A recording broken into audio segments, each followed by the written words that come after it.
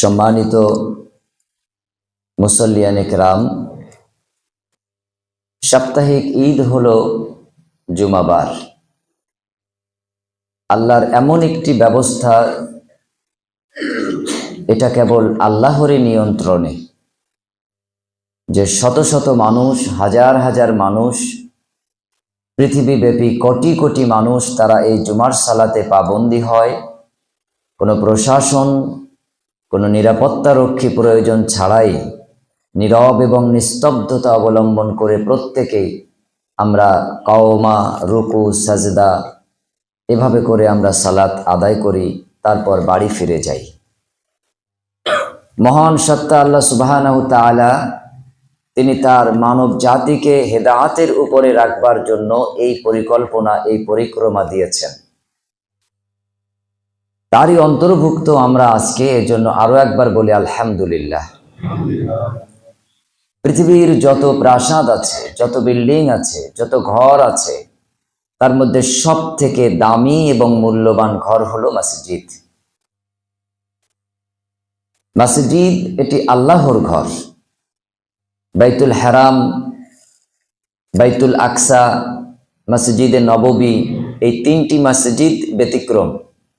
বাকি পৃথিবীর সমস্ত মসজিদগুলি আল্লাহর দৃষ্টিতে এক এবং অভিন্ন। ওই তিনটি মসজিদের ফজিলত কিছুটা বেশি।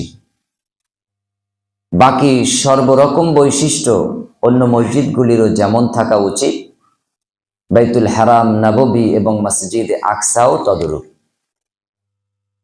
এই মসজিদগুলি আল্লাহ সুবহানাহু ওয়া তাআলার একটি দয়া।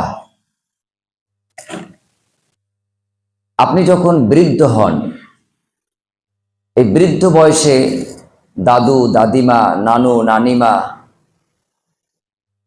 তারা যে জীবন যাপন করেন, সাংসারিক জীবন, তাদের তো সংসারের প্রতি আর অত টান থাকে না। তার যোগ্য ছেলে, যোগ্য সন্তানেরা তারা সংসার পরিচালনা করেন। তা সত্ত্বেও ওই পরিবারে তাদের যে নাতি, নাতনি, পোতা, পুতনি, তাদের মুখের দিকে, তাদের আন্তরিকতা, ভালোবাসায় দাদু, দাদিমা, নানু, নানিমা তারা থাকে আপ্লুত। তারা আবেগঘন পরিবেশ বজায় রাখে এই দাদু নাতি সম্পর্কের মধ্যে। তাহলে বৃদ্ধ বয়সের যে একটা টান, সেটা কিন্তু ওই নাতি নাতনিদের প্রতি। এখন দাদু যদি আলাদা থাকে, নাতি নাতনি যদি আলাদা থাকে ছোট, তাহলে অন্তত পক্ষে মন চায় যে দিনে দু একবার তার সাথে একটু দেখা করে আসি। পারিবারিক জীবনের স্বামী স্ত্রী, তাদের মধ্যে একটা দাম্পত্য জীবনের মেলবন্ধন আল্লাহ প্রদান করেছে। আপনি চাকরি করেন, ব্যবসা করেন, দূরে থাকেন, কাছে থাকেন, স্ত্রীর মন চায় একটু স্বামীর চেহারাটা দর্শন করি, স্বামীরও অনুরূপ মন চায় যে স্ত্রীর সাথে একটু দেখা সাক্ষাৎ করি। এই যে একটা টান ব্যবস্থাপনা আল্লাহ রাব্বুল আলামিন দিয়েছেন, এর মধ্যে অনেক উপকারিতা আছে। তো এই সমাজের প্রতি আল্লাহ সুবহানাহু ওয়া তাআলা যে দয়া করবেন, রহমত করবেন, আল্লাহ এবং বান্দার সাথে যে সম্পর্কের একটা টান, সেটা হলো মসজিদ। বলি সুবহানাল্লাহ। একবার কি বিবেক দিয়ে ভেবে দেখেছি এইভাবে যে মহান আরশের মালিক, তিনি আরশে সমাসীন, এত সহস্র লক্ষ কোটি কোটি কিলোমিটার দূর থেকে আমার মালিক আমাকে দয়া করবেন, ভালোবাসবেন, আমাকে কিছু দেবেন, আমাকে তিনি স্মরণে রাখবেন, আমাকে প্রদান করবেন, আমার যা প্রয়োজন তা পূরণ করবেন। কিসের ভিত্তিতে দেবেন? তো তার জন্য আল্লাহ সুবহানাহু ওয়া তাআলা দয়া করে মানুষকে এই মন তৈরি করে দেন যে তোমরা একটা মসজিদ নির্মাণ করো, যে সমাজ তোমার হতে পারে কিন্তু ঘরটা থাকবে আমি আল্লাহর, এটা হলো মসজিদ। আল্লাহু আকবার। ওই আল্লাহ রাব্বুল আলামিন বলেন, وَأَنَّ الْمَسَاجِدَ لِلَّهِ فَلَا تَدْعُوا مَعَ اللَّهِ إِلَٰهًا أَحَدًا। নিশ্চয়ই আমার মসজিদ, সেখানে তোমরা ইবাদত বন্দেগী করবে, আমার ইবাদতের সাথে কাউকে তোমরা শরীক করবে না। এটা যদি হয় তাহলে তোমাদের জন্য আমার দয়া, আমার রহমত অবিরত বর্ষণ হতে থাকবে। পৃথিবীর কোনো বাধা, কোনো বিপত্তি আমার দয়া থেকে তোমাদেরকে নিরাশ করতে পারবে না। তো বান্দা এবং রবের সাথে রহমত এবং দয়ার যে আদান প্রদান, সেটার একটা টান, একটা স্পন্দন, তার নাম হলো মসজিদ। আজকে সেই মসজিদ আল্লাহর ঘরে আমরা জুমার নামাজে এসেছি। কি প্রশস্ত ফাঁকা চত্বর ছিল, আলহামদুলিল্লাহ। সেখানে যাতে বর্ষার সময়ও ইফতার করা যায়, তারপরে আরো সুবিধা হয়, তাই এই 2000 স্কয়ার ফিট বিশিষ্ট ছাদ ঢালাইয়ের জন্য তক্তা সেটিং চলছে। স্কুটি রাখতে যেয়ে দেখলাম রড রাখা আছে, সম্ভবত ওটাই মসজিদের রড নাকি, মাশাআল্লাহ, আলহামদুলিল্লাহ, এটা আমি ধারণা করেছিলাম। তারপরে আসতে আমাদের অনেকটা অসুবিধা হয়েছে, জুমার জন্য হয়তো কিছুটা সরিয়ে রাখা হয়েছে খুঁটি। অনেকের মন আন্দোলিত, আনন্দিত, উৎফুল্লিত যে হ্যাঁ, আর ইফতারিতে আমাদের রোদ পোহাতে হবে না, বৃষ্টিতে চেপে চুপে আর বসতে হবে না। এই প্রশস্ত জায়গায় আমরা ইফতারিতে, সালাতে, তারাবিতে বা অন্য কোনো সামাজিক কাজকর্মে আমরা এখানে যুক্ত হতে পারবো। আল্লাহ আমাদেরকে কবুল করুন, বলি আমিন। মহান আল্লাহ তাআলা বলেন, ইন্নামা ইয়ামুরু মাসাজিদাল্লাহি মান আমানা বিল্লাহ ওয়াল ইয়াউমিল আখির ওয়া আকামাস সালাতা ওয়া আতাজ যাকাতা ওয়া লাম ইয়াখশা ইল্লাল্লাহ। নিশ্চয়ই আমার ঘর মসজিদ আবাদ করবে তারা, যারা আমি আল্লাহকে দৃঢ়চেতা বিশ্বাস স্থাপন করে, পরকালকে মেনে নিয়েছে, 5 ওয়াক্ত নামাজ পড়ে, যাকাত প্রদান করে এবং আমি আল্লাহকে ছাড়া আর কাউকে ভয় করে না। আমি আল্লাহকেই তারা প্রাধান্য দেয়, আমি আল্লাহকেই ভয় করে, আমি আল্লাহকে ভয় করে তারা পাপ থেকে বিরত থাকে, আমি আল্লাহকে ভয় করে তারা পুণ্যের উপরে অধিষ্ঠিত থাকে। মসজিদ আবাদ করবেন তারা। মসজিদে নামাজে এসেছি, এটাও মসজিদ আবাদ করা। আপনি জমি চাষ দিয়েছেন, মাটিটা রেডি করেছেন, বীজ বপন করেছেন, ফসলগুলি উদ্গত হয়েছে, এরপর আপনি মাঠের আল ধরে হেঁটে চলেছেন, চোখ বোলাচ্ছেন, দেখছেন আপনার ফসলগুলি কেমন আছে। এটাও কিন্তু ফসল পরিচর্যার শামিল, এটা কিন্তু চাষেরই অন্তর্ভুক্ত। আপনি যদি বীজ বপন করে চলেই আসেন, 3 মাস পর যদি আপনি সেখানে সরিষা আনতে যান, 2.5 মাস পর যদি সরিষা আনতে যান, আপনি গাড়ি নিয়ে যান আর বস্তা নিয়ে যান, সরিষা কিন্তু পাবেন না, সরিষার গাছ হতে পারে। এই 2.5-3 মাস ধরে আপনাকে বারবার মাঠে যেতে হয়েছে, যখন সেচ দরকার সেচ দিতে হয়েছে, যখন ওষুধ দরকার ওষুধ দিতে হয়েছে, এভাবে আপনাকে পরিচর্যায় মনোনিবেশ করতে হয়েছে। এটা চাষের পদ্ধতি। কিন্তু আপনি যে জীবন পরিচালনা করছেন, পরিবার পরিচালনা করছেন, সমাজ পরিচালনা করছেন, এই মসজিদকে কেন্দ্র করে আপনি মসজিদে নামাজে আসবেন, এটাও মসজিদ আবাদের অন্তর্ভুক্ত। মসজিদ যদি আবাদ না হয়, তাহলে একজন তিনি খুব অখুশি হন। তিনি কে? তিনি হলেন মহান রব আল্লাহ সুবহানাহু ওয়া তাআলা। মসজিদে যদি মুসল্লি কমে যায়, তো আল্লাহ নারাজ হন, আর এই সমাজবাসীর প্রতি আল্লাহ সুবহানাহু ওয়া তাআলা রাগান্বিত হয়ে যান যে আমার ঘর ফাঁকা, আর তোমার ঘরে বিয়ান আত্মীয় স্বজন ভিড় জমিয়ে সকাল বিকেল দুপুর রাত কত আয়োজন, অথচ আমার ঘরটা আজকে নৈরাশ, ফাঁকা। দুর্ভাগ্য ওই সমাজের, যে সমাজ মসজিদগুলি অন্ধকার, যে সমাজ 50 বছর আগে মসজিদের অবস্থা যা ছিল, 50 বছর পরে এসেও মসজিদের অবস্থা সেই রূপ। তাদের মসজিদ বাড়াতেও হয়নি, কমাতেও হয়নি। জুমার দিন কোনো মতে ঝাড়ু দিয়ে নামাজের জন্য 2, 5, 7 জন, 8 জন, 10 জন হাজির হয়। আর সৌভাগ্য তো ওই সমাজবাসীর, যে সমাজের প্রতিটি মানুষ সালাতে পাবন্দি হয়। বিশেষ করে জুমার নামাজে জায়গার সংকুলান হয় না, তার জন্য আরো জায়গা বাড়াতে হয়, বলি আলহামদুলিল্লাহ। সামনে রমজান মাস, ইবাদতের মৌসুম। এই সময় আমাদের সন্তানেরা ছেলে মেয়েরা, আমাদের স্ত্রী পরিবার পরিজনেরা, তারাও ইবাদতে মনোনিবেশ করে। যদি সমাজবাসী একটা কর্মসূচি নেয়, এই রমজানে যারা নামাজ ধরবে আর যেন তারা সারা বছর নামাজ না ছাড়ে, তার জন্য তাদের কর্মসূচি হলো প্রত্যহ সকাল বেলায় প্রত্যেক বাড়ি বাড়ি ঘুরে ঘুরে নামাজের জন্য মসজিদমুখী করার চেষ্টা রাখা। মসজিদ কমিটি একটা কর্মসূচি নেবে।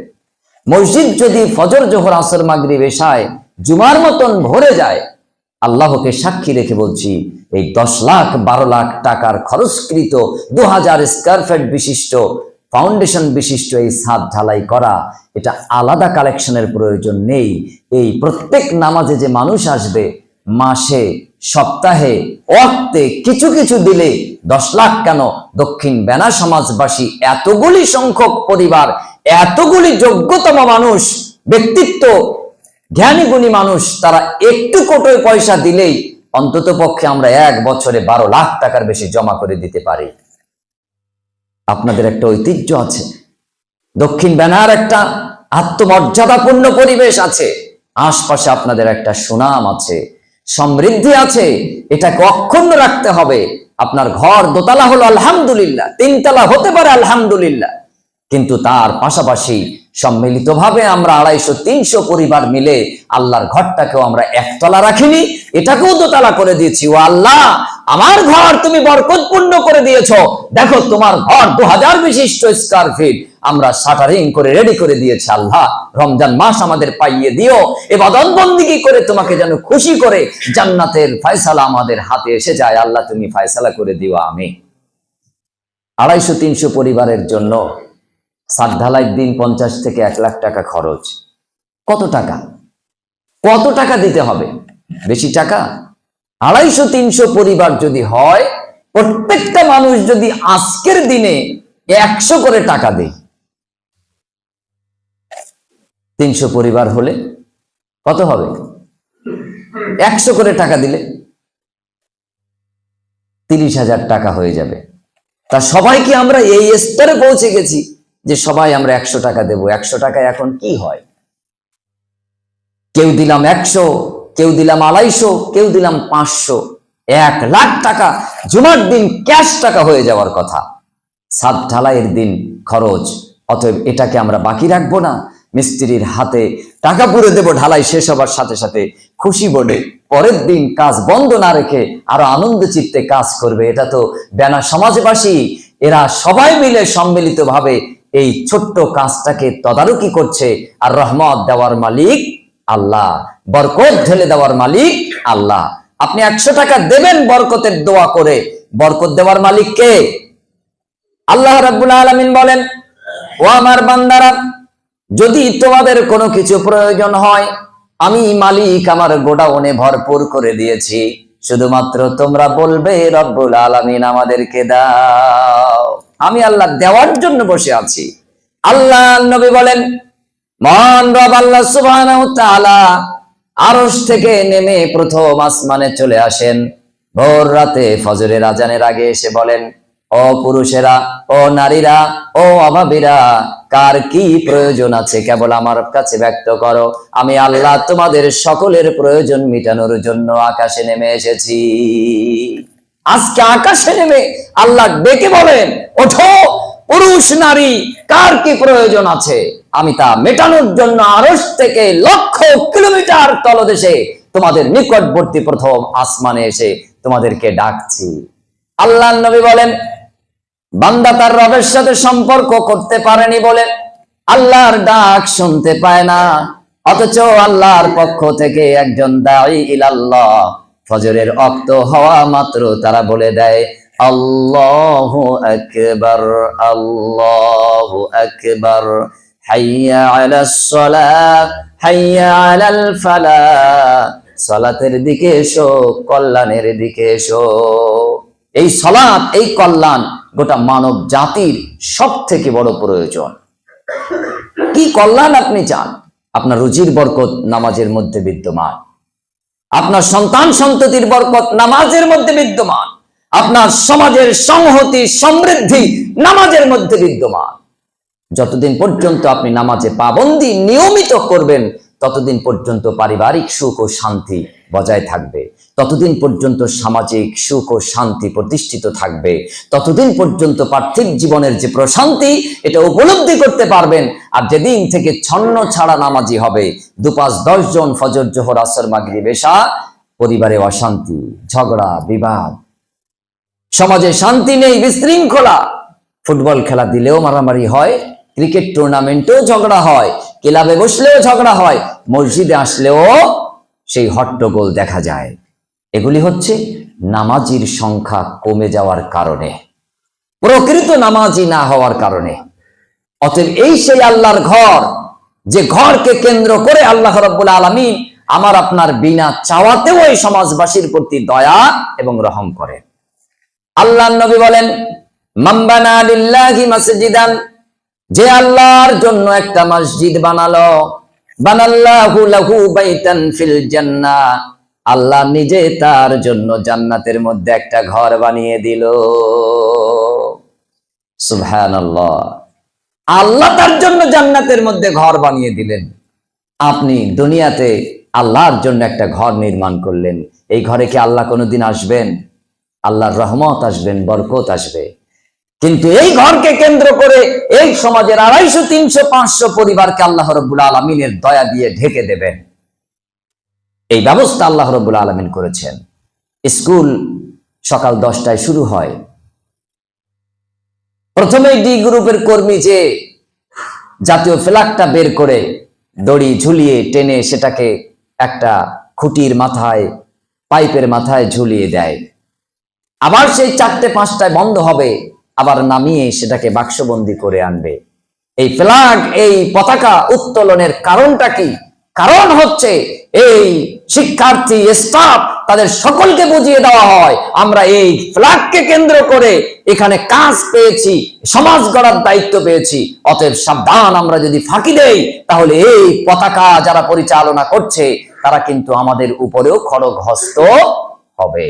মসজিদ হলো সমাজের সেই পতাকা, মুসলিম উম্মার সেই ঢাল, যা দিয়ে সকল আযাব গজব আল্লাহ রাব্বুল আলামিন আর দেবেন না যদি সেখানে প্রকৃত একটা মসজিদ প্রতিষ্ঠিত হয়। আর যদি মসজিদ শুধু বিল্ডিং হয়, মুসল্লি না থাকে, তো আল্লাহ রাব্বুল আলামিন গজব দিতে তিনি ইতস্তত বোধ করবেন না। অতএব রাসূলুল্লাহ সাল্লাল্লাহু আলাইহি ওয়াসাল্লাম বললেন, যদি কোনো বান্দা আল্লাহর জন্য একটা ঘর, মসজিদ বানায়, আল্লাহ তার জন্য জান্নাতে একটা ঘর বানায়। একজন সাহাবী বললেন, ইয়া রাসূলুল্লাহ, একটা মসজিদ বানানোর মতন সক্ষমতা যদি আমাদের না হয়, আল্লাহর নবী বলেন, 2 জনে মিলে যদি করে জান্নাতে ঘর হয়ে যাবে, 3 জনে মিলে যদি করে জান্নাতে ঘর হয়ে যাবে। আল্লাহর নবী বলেন, এমন কি একটা মাছির ডানা সম পরিমাণ জায়গাও যদি মসজিদে সে দান করে, এই পরিমাণ সহযোগিতা করে, তাও তার জন্য জান্নাতে আল্লাহ ঘর বানিয়ে দেবেন। সুবহানাল্লাহ, মাছির পাখনা পরিমাণ এতটুকু যদি তুমি সাহায্য করো, তাও তোমার জন্য আল্লাহ রাব্বুল আলামিন জান্নাতে একটা ঘর নির্মাণ করে দেবেন। আল্লাহর নবী বলেন, সাহাবীরা, যার জন্য আল্লাহ জান্নাতে ঘর রেডি করে রেখেছেন, তোমরা জবাব দাও, ওই ব্যক্তি জাহান্নামে যাবে নাকি জান্নাতে যাবে? আল্লাহর নবীর সাহাবীরা বললেন, আল্লাহ এবং আল্লাহর নবী ভালো জানেন। আল্লাহর নবী বললেন, ও আমার সাহাবীরা, আল্লাহ যার জন্য ঘর বানিয়ে রেখেছেন জান্নাতে, সে কখনো জাহান্নামে যেতে পারে না। সে কখনোই জাহান্নামে যাবে না, নিশ্চিত সে জান্নাতেই যাবে। আল্লাহ তার জন্য ঘর বানিয়ে রেখেছেন।